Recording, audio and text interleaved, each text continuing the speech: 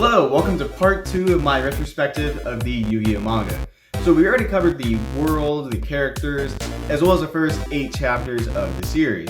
So now let's continue with chapter 9, which introduces Duel Monsters, as well as Yugi's main rival, Seto Kaiba. So starting off, we have Yugi's grandfather finally introducing Duel Monsters. He tells Yugi and his friends that it's a big hit in America, and that it has a small following in Japan too. Whenever I see this page, I can't help but smile because in actuality, I think that in America it's a small following and in Japan it's super popular. So I think that is funny. Anyway, we then get to learn about Duel Monsters. We learn that it is a trading card game, meaning that you stake a card for each duel and the winner takes the card. In regular Duel Monsters, that isn't the normal to the best of my knowledge, but this is manga rules. So Yugi and the gang then talk more about the game, and then Yugi's grandfather whips out his super rare card, the Blue Eyes White Dragon. At the same time that this is going on, Seto Kaiba, Yugi's classmate, shows up and he sees the Blue Eyes White Dragon within Yugi's grandfather's fingertips. He freaks the fuck out because he really wants the card, offers a briefcase of cards in exchange, and then gets denied by Yugi's grandfather. Later on, Yugi and Joey are playing Duel Monsters at school, and Kaiba takes his chance to steal the Blue Eyes White Dragon away from Yugi. Unfortunately for him, Yugi sees this, and in order to get the card back, other Yugi challenges him to a shadow game. Alright, so you may not know it yet, but the first duel between Yugi and Kaiba is instrumental for a lot of things in the series. It's important because it is the first duel between Yugi and Kaiba, and it's also technically the first duel in the whole series that we get involved in. There is a little snippet of a duel and back and forth between Yugi and Joey before this, but as Kaiba says, this is a low-level duel. The duel between Kaiba and Yugi is the real fucking deal, and to show that it is the real fucking deal, Yugi uses his shadow powers to make the cards come to life. Also, Yugi has Ankhs on his wrist. I'm not sure why, but later on that design choice is thrown out. So Yugi and Kaiba duel. It appears that Kaiba is about to win, but because Yugi's grandfather's soul is in the Blue Eyes White Dragon and not Kaiba, the monster won't attack Yugi's monster, which would have destroyed it as well as resulted in the defeat of other Yugi. After this, Blue Eyes disappears for some reason. Yugi uses Monster Reborn to bring it back. Yugi defeats Kaiba, and now Yugi punishes Kaiba by putting him in an illusion that will make him know death. So I don't really know what that means, but I think that it means is that Kaiba is going to have a nightmare where it appears that monsters from Duel Monsters are going to pierce his heart and eat his flesh. But it's okay though, it's just an illusion. It's not like before where Yugi literally burned a man alive. No siree, it's just an illusion. And what's funny about this is the reason why Yugi decided to do this punishment. Yugi decided to put Kaiba in an illusion where monsters will fucking do crazy shit to him so that he will understand the heart of the cards, that cards have thoughts and emotions. Yeah, Kaiba stole Yugi's grandfather's card. Yeah, Kaiba hit Yugi in the face with a briefcase, but is the punishment of knowing death equal to those bad actions? I don't think so. And based on Kaiba's response to this punishment, which we will see later on, I don't think that he thought so either. So after Kaiba's introduction, we get a few chapters explaining Joey's past life as a gang member. What? Do you think we're going to start focusing on a card game now that it was finally introduced? Hell no! This isn't Yu-Gi-Oh! Duelist, this is Yu-Gi-Oh! Baby! It's time to bring up some hot button issues like gang violence and redemption. Duel Monsters can go on the back burner right now. So how this all started was with Joey not showing up to school. Yugi, Honda, and Anzu go by his apartment, see his drunk father, but still no Joey. Later on, they are walking around checking Janucci's usual hangouts, and they finally spot Joey, and he just happens to be tagging along with these thugs from this other school.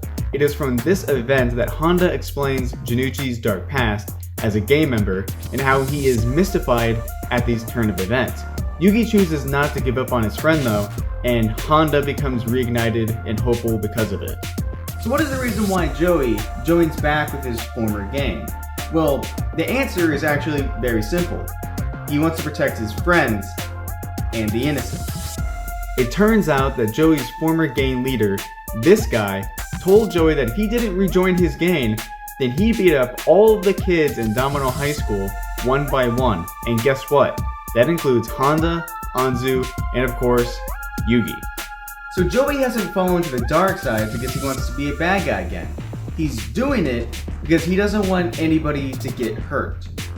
However, when one of the members of the gang hurt Yugi earlier, Joey can't let it go, because of course the whole reason for him joining was so that that wouldn't happen. And this then results in him being taken to a torture chamber. Yugi and the gang then find out where he is, Yugi goes beast mode on the gang's ass, and Joey and his BFF are reunited. So after this redemption, we then have an Egyptian exhibits adventure. So this college professor discovers the Pharaoh's tomb, and he just happens to be friends with Yugi's grandfather. At this exhibit, we are then introduced to this guy named Shadi. So Shadi is a descendant of a bloodline that has been guarding the tombs in Egypt. He comes to Japan in order to get revenge on this guy who's been aiding in the trespassing of his domain. He plays a shadow game with him, that guy gets eaten, and he then sees the Millennium Puzzle. Apparently, Shadi knows a lot about the Millennium Puzzle, and namely, the fact that nobody has solved it in over 3,000 years. So, the discovery that it has been solved is a shock to him.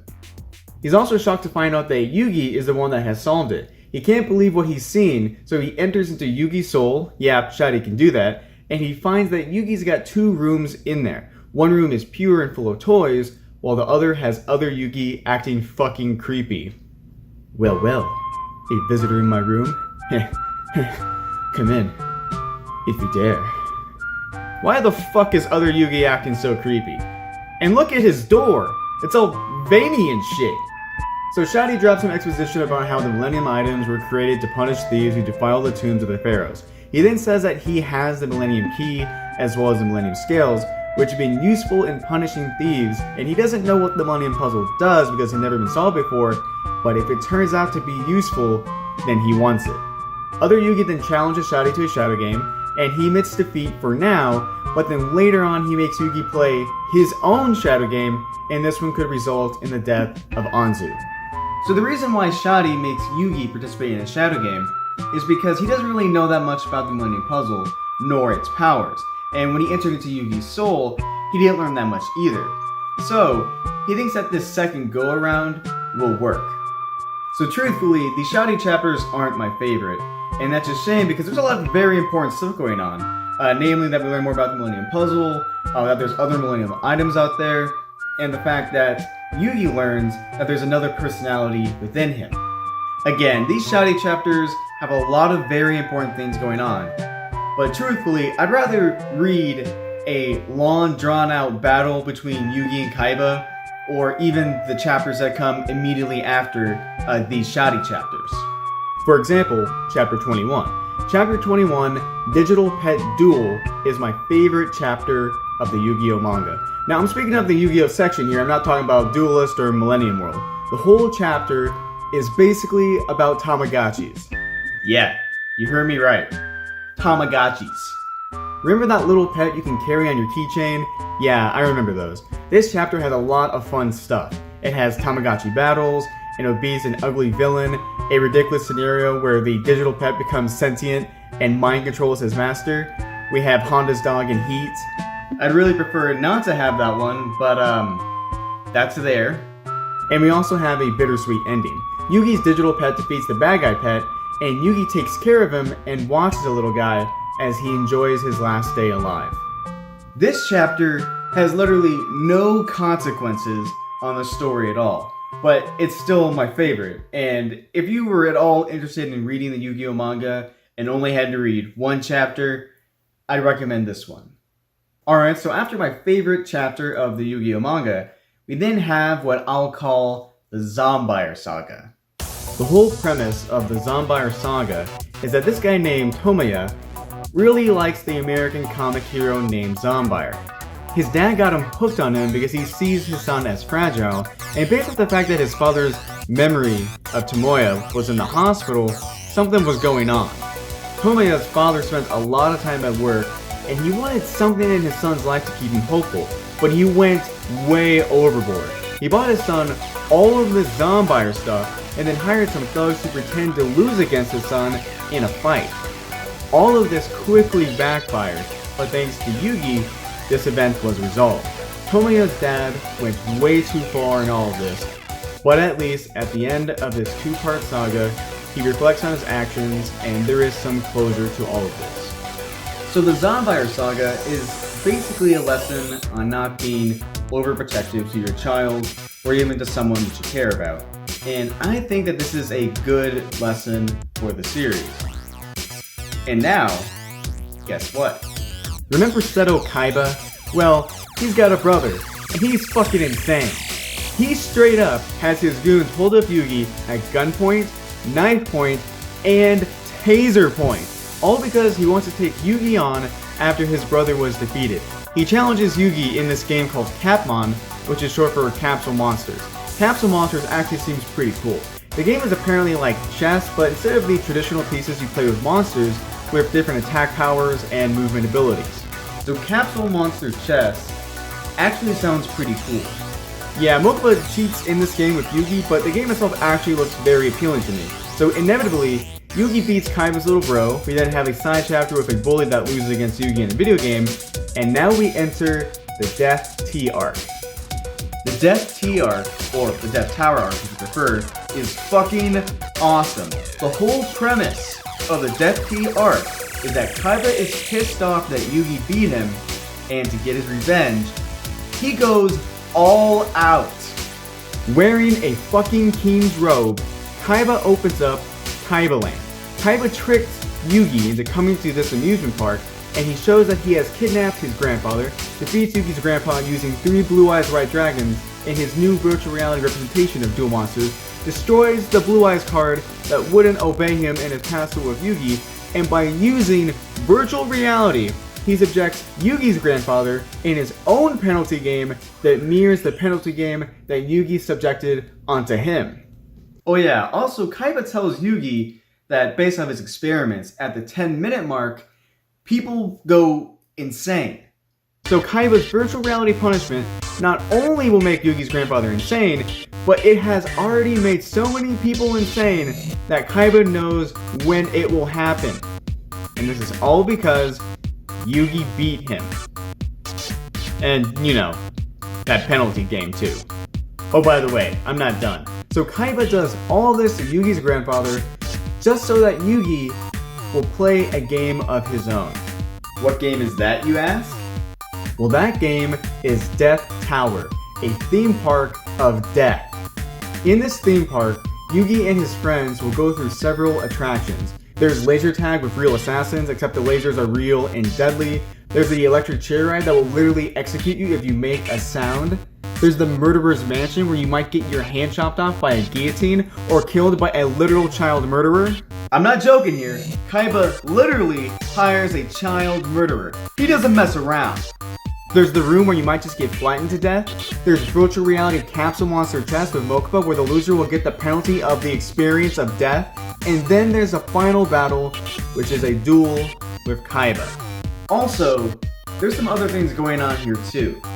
We have Honda's nephew that creepily has the hots for Anzu. For some reason, Yugi can feel his grandfather's heartbeat through his deck. We have Kaiba subjecting his own brother to virtual reality death, but thankfully is saved by Yugi. We have the introduction of the Dark Magician. We have the introduction of Exodia, the Forbidden One. And we have Yugi literally putting Kaiba into a coma.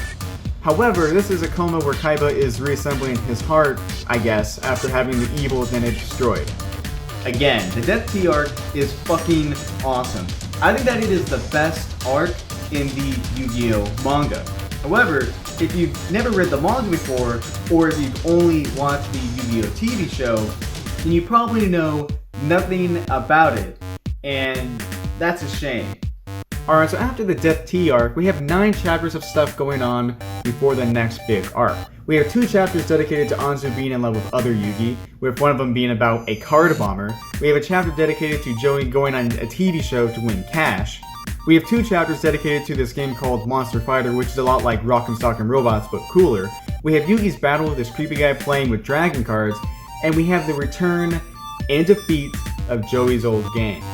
So with these chapters, except for the two that involve Joey and his closure with his former gang, they aren't really that critical to the story, and again, you may decide that you may want to skip them.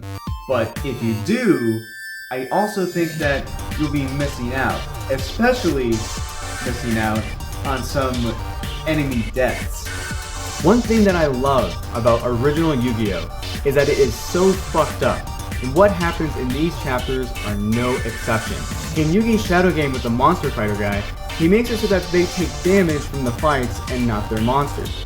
This results in a crack in this guy's face, and later on, after Yugi defeats him, the upper half of his body is in the shadows. Yugi straight up exploded this guy's head and killed him. Next, in the Evil Dragon Cards chapters, the loser will have their soul sealed away. Yugi actually loses at first and has his soul sealed away, but thanks to other Yugi, Yugi's soul was returned to his body and the bad guy's soul was sealed instead. And guess what? Other Yugi has no intention of figuring out how to release this guy's soul back to him. He wants it sealed forever, while this guy is basically in a comatose state for the rest of his life, or perhaps even dead. By the way, they are playing this shadow game at school, so what does other Yugi do about this guy's body? Did he just leave it there? Did he take the body and dump it in the river? Like, for real. You better believe that the police would be wanting to know what the fuck happened here. And lastly, when it comes to the return of Joey's former gang leader, he straight up kills him off screen with a yo-yo. With a fucking yo-yo! And the ground, if you want to count that too. So yeah, you could skip these chapters, but now after what I've told you, are you? I didn't think so. So for the final arc of the Yu-Gi-Oh manga, or simply chapters 50 through 59, we have the introduction to Yugi's kind of friend, also notable enemy, and this guy's name is known as Baccarat. We'll talk more about him later. Anyway, that ends part 2 of my perspective of the Yu-Gi-Oh manga. So next time in part 3, we'll meet Baccarat, the transfer student to Domino High School, and also go through the final arc of the Yu-Gi-Oh manga, finish this series, and give my final thoughts. Anyway, thank you for watching this video. See ya.